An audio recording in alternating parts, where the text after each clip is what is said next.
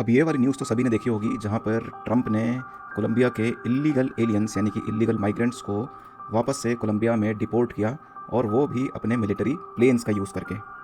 और कोलंबिया के मना करने पर उसने 25% टैरिफ और ट्रैवल बैन लगाने की बात करी और कई धमकियाँ दी। अब यहाँ पर देखा जाए तो ये ट्रंप भाई साहब ने जो किया, उसमें उसने कौटिल्य के एक बहुत बड़े प्रिंसिपल को नकार दिया, उसको इग्नोर मार दिया।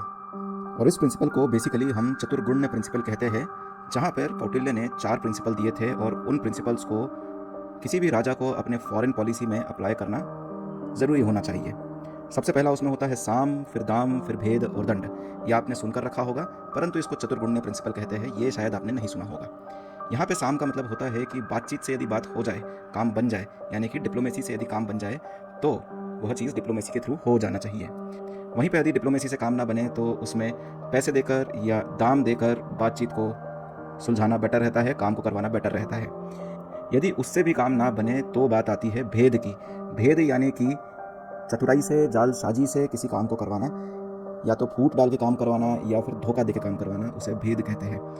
और फिर यदि काम ना बने, तो फिर दंड का इस्तेमाल करना होता है, यानी कि मिलिट्री का इस्तेमाल करना होता है, या फिर ऐसे टैक्टिक्स का इस्तेमाल करना होता है जहाँ पे आप किसी दूसरे नेशन को प्रेशराइज करते हो कुछ काम करने के लिए।